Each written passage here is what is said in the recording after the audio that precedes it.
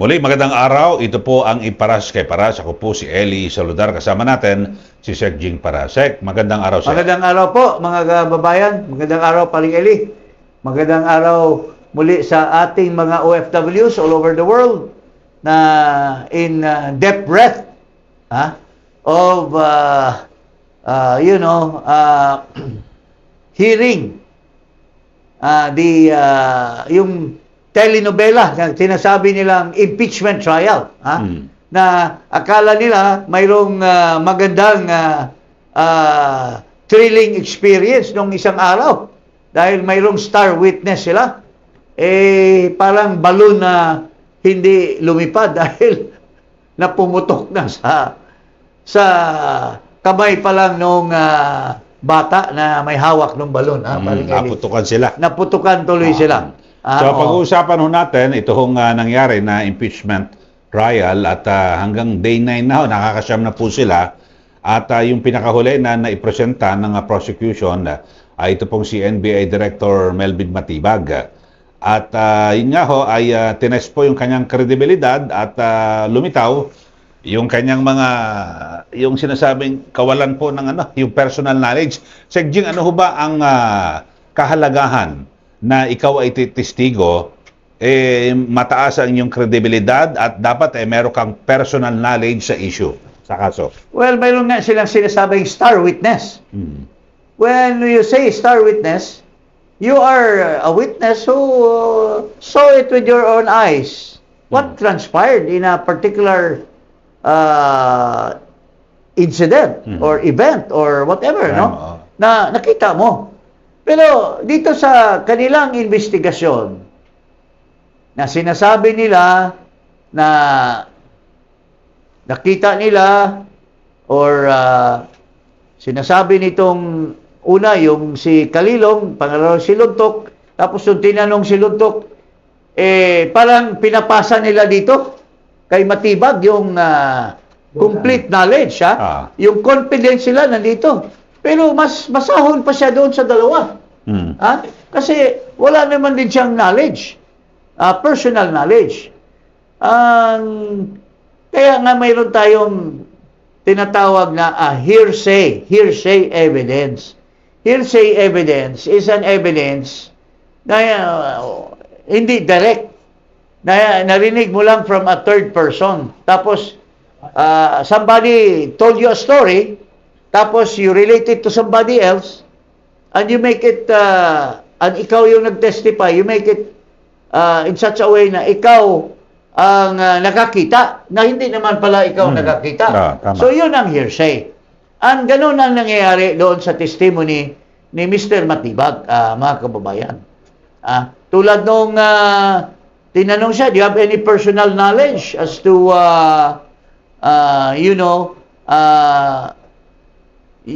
sinasabi kasi ninyo, in fact, in one occasion, couple of months ago, sinasabi niya, we are already on the brink of identifying the person na kinausap ni BP Sara. Tinanong siya, wala naman pala siyang alam. No.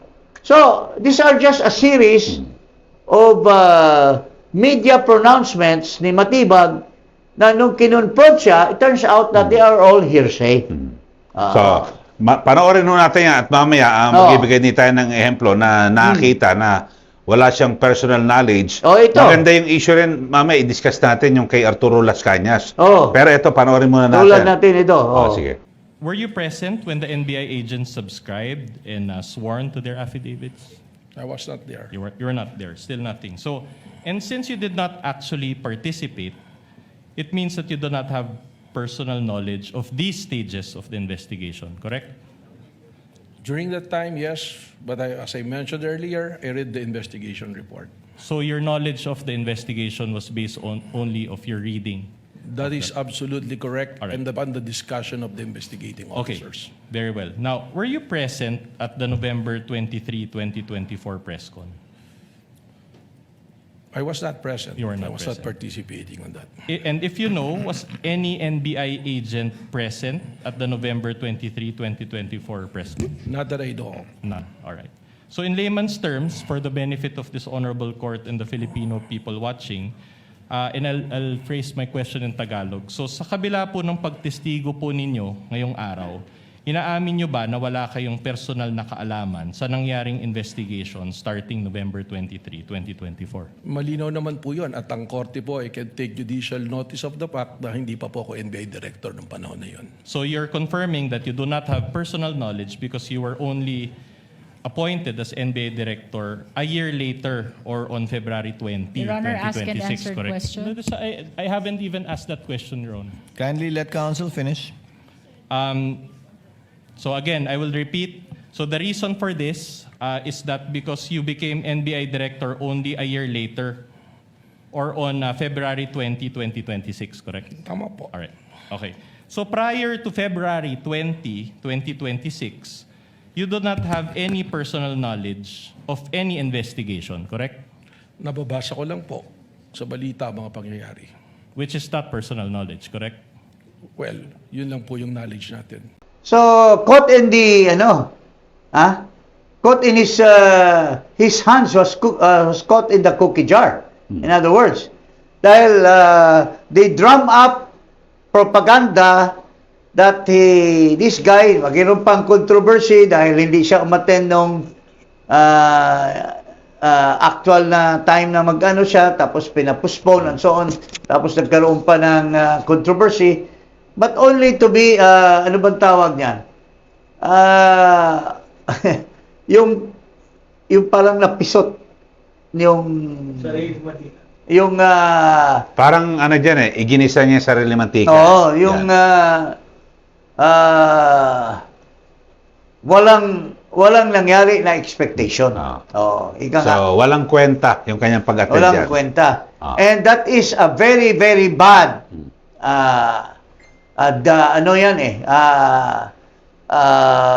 minus demerit to the prosecution's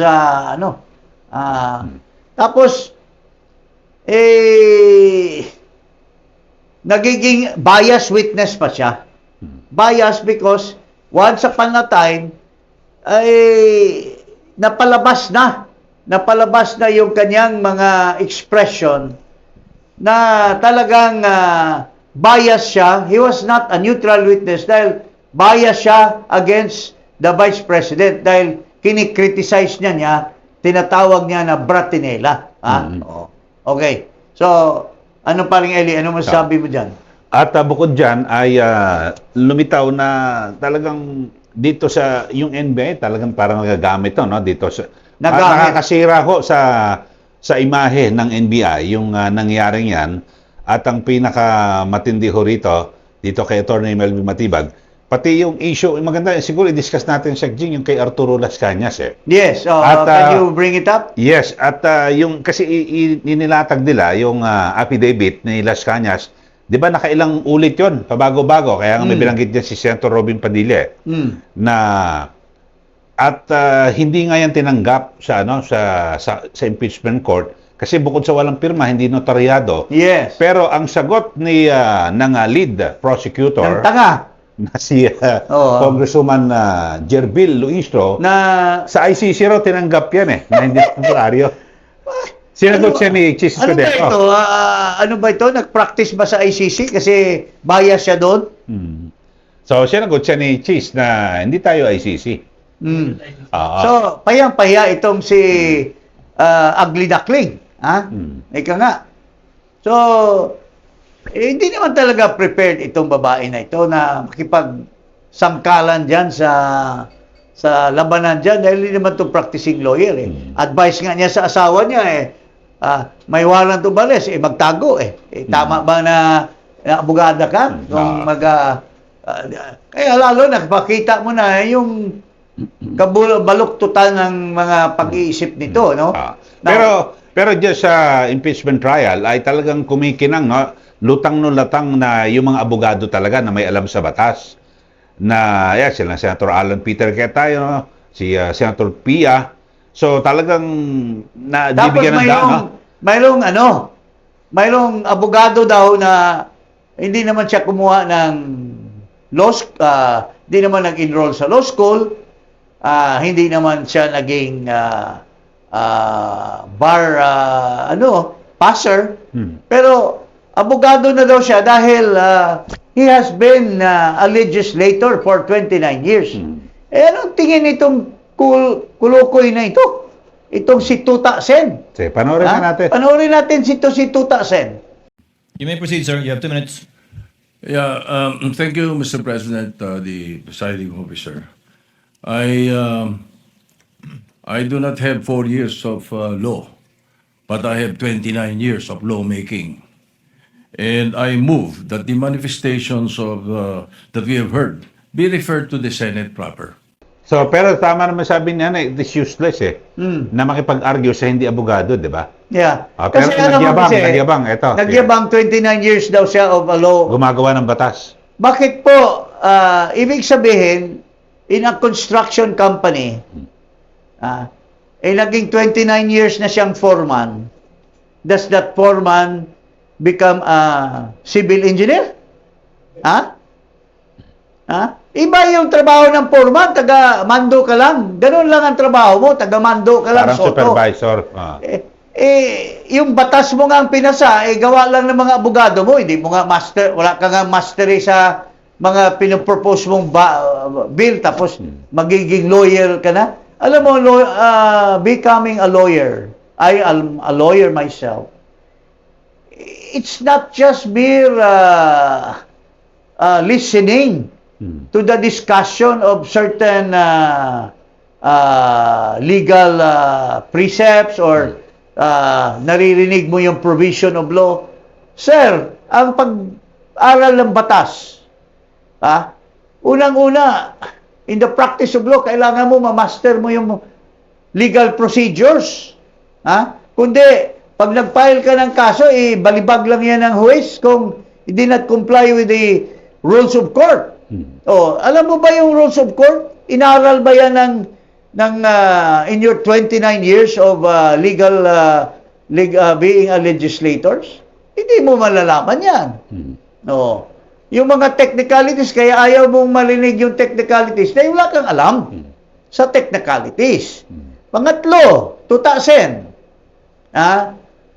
Kung makikinig ka sa amin, yung mga sinasabi mong 29 years, kinakount mo yung pag-file mo ng proposed bill na may kinalaman ka na sa batas. Hindi po yun. Hindi po yun, sir. Wala po yun. You don't, even in your 50 years, you will not become a lawyer. If you did not study all the subject matters of law, like political law, criminal law, pag nag-aral ka ng criminal law, hindi ibig sabihin magaling ka na, kasi kailangan mo ng criminal procedure, kailangan mo ng law on evidence, statutory construction. Paano mo malalaman yan in your 29 years? Hindi mo naman inaral yun.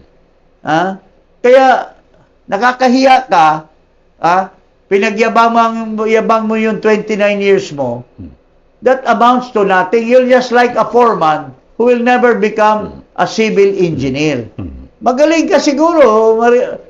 Sabihin mo, kabisado ko na yan kung ilang semento, ilang sand, or ano ba yan? Buhangin. Ilang pebbles, graba, ang mixture niyan. Pero, yung structural, pag drawing yan, mga pag-compute, hindi kaya ng foreman yan. You need a civil engineer, you need an architect. Ikaw, you never become an engineer, you never become an architect. And most of all, you'll never become a lawyer. Baka sa bar exam, sa isang subject ba, failure ka na kaagad. Baka below 50 ang grado mo sa isang subject matter lang when you take. There is only one exception. Si Jose W. Diokno, yung matalino na tatay nitong bobo na anak, Because he was never a formal graduate of law, but he was brilliant. He studied kasi ang CPA, Certified Public Accountant, madaming mga subject matter ng batas niyan. So, na-master ni ano yon, ni Jokno. Jose W. Jokno. Jose W. Jokno. Hindi, magandang lalaki yung tatay. Itong anak, ewan ko. Kamukha ni Boy Tartar. O, sino ba yung cartoon na yung ngipin na ganyan? That's for the children to compare. Mga kababayan. Okay, so 29 years no, na naging mga batas. Tapos, Nakakahiya. parang minamaliit niya yung mga nag-aral ng abogasya. Di ba? Oo. Kaya nga, di ba, may minsan napakinggan ko yung kay Senator Miriam Defensor Santiago na talagang technical lang ang batas dahil kaya nga nag-aral ng additional na 4 years sa College of Law tapos 1 year sa di ba, review. In fact, when you Mr. Soto, siguro if you had the chance to take the bar, yung mga exams ng yung mga tanong very tricky. Akala mo yun na yun. Pero you have to read between the lines to answer questions in a bar exam. Kasi akala mo, ito na yun. But the examiners, they're very tricky. Hindi mo kaya yun. Maski 50 years ka pa sa becoming a legislator, sir. So, pangangaral lang po sa iyo ito, wag naman sana po tayong masyadong simplistic, simpleton na tao. Winning the senatorial election and becoming a senator does not make you become a lawyer. Just like a foreman, maski 50 years pa siyang nagsusupervise ng mga construction, he'll never become a civil engineer po, Mr. Tito Sen, Tuta Sen, whatever it is. So ito po, mayroon naman ditong dalawang kengkoy dyan, magkapatid. Tingnan mo, napaka-petty nitong isa. Itong, sino ba ito? Chupaeng. Ito si Chupaeng, ito yung nag-imbestiga doon sa PCSO, wala pang committee report. Ano ba, nagkaayusan ba dyan, Chupaeng? Tapos ang yabang-yabang mo, napaka-petty mo, dahil lang sa 1 second or 1 minute or 2 minutes na, parang inaagawan ka na ng candy ng mga kasama mo, dahil nalamangan ka lang ng 1 minuto. Tingnan mo itong si Chupaeng na ito. What is the pressure of Senator Judge Raffy Tulfo?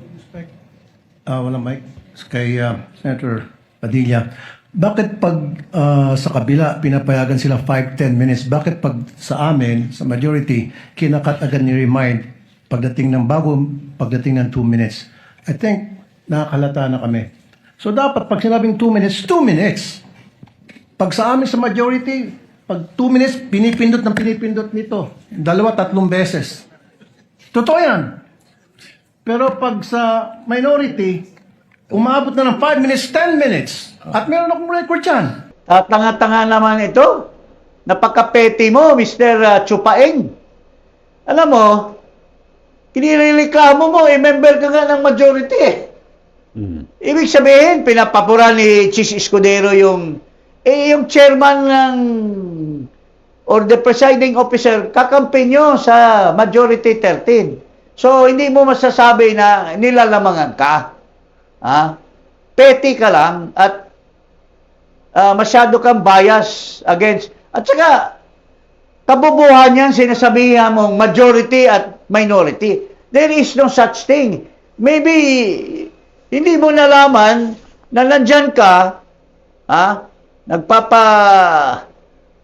taba ka ng puwet mo dyan sa upuan mo, you are a judge. You are a Senate judge of the impeachment court. You are not a majority. You are not a minority. Isipin mo yan. Kung hindi ka matalino, hindi mo malalaman yan. Kalukuhan yung pinag-ano mo, tsupain. Tapos, aanuhin mo si Ruben Padilla. May init ang dugo mo kay Ruben. Siya ang ibiblame mo dahil nagka-diferensya lang sa minutes. Napaka-petty mo naman, Mr. Tsupain. No, yung paring Eli, ano masabi mo doon sa petty na statement na yan? Pero yun, simpleng ano lang naman yan, dahil sa, meron din namang ano, di ba si Lacson nga, pinagbigyan na lumagpas sa ano, no, sa oras. Kaya Pero sa nga. mga ganyan, kahit sa mga hearing or no, siguro That happens. Pero kung hindi ka selfish, hindi ka greedy na pagkatao, you will not even mind. Fair play yan eh. Fair play lang yan eh. Di ba? Ito naman kapatid, tingnan mo itong mga pinagdadaldal nito. This court was established, was created, the impeachment court, for the vice president and vice president only. This should be her time. This should be her forum, not our forum here na ilabas natin ang saloobin natin, mga sagot natin sa mga akusasyon, mga kaso laban sa atin. And this is not also the time, Mr. President, Mr. Presiding Officer, na hanapin yung mga kasama nating nawawala, nakakulong, dapat po doon sa Senado natin, sa sesyon natin, and not here in this court, Mr. Presiding Officer. Ito, sinagot na yan ni Senator Alan Cayetano na hindi naman exclusive. Maski pumunta ka sa korte, maski pumunta ka sa Court of Appeal, sa Supreme Court, if there is any comment made towards any member of the court, na their comment is also accepted, even if it's not directly related, if it pertains to their personal well-being or it's a personal attack against them, by answering them during session or not is a matter for the judge to reckon with, di ba? Paring Eli? So, pwedeng mabanggit yon. Pwede mabanggit. Kasi Parang halimbawa sa it's related to your being a judge. Halimbawa, Tapos sa Supreme titirahin ka. Sa Supreme Court may session, may pinagbantaan na justice. So, pwede niyang sabihin sa session nila. Pinagbantaan ako. Mga ganon. So, hindi naman kinakailangan exclusive, puro sa impeachment lang. Ay, ano kasi ito, alam mo yung mga donkey, in the old times, lalagyan nila ng yung ganyan para concentrated para hindi maligaw. Ito, wala, itong mga donkey na ito, wala na, natanggal na yung kaya kung saan-saan naliligaw. Itong dalawang kengkoy dyan sa Senado, magkapatid. Okay, so yan po, abangan natin yung mga susunod na na paglilitis sa impeachment diyan po sa Senado. Huwag pong kalimutan na mag-subscribe dito po sa Paras kay Paras at i-click ang notification bell. Maraming salamat po. Magandang araw po sa inyo. Magandang araw at nothing personal. We are just fair game, At kung kayo dyan sa Senado, tinitira niyo yung mga kasama niyo, kami rin sa mga taong bayan, kami po ang nagbabayad ng mga sweldo niyo. We are also entitled to say our things for what your funny things that are being done inside the Senate that reverberates on us, the people. And we are authorized by the Constitution under the Bill of Rights to say what we feel and what we say towards your being a laughing stock in that halls of the Senate. Okay. Eli. Salamat po.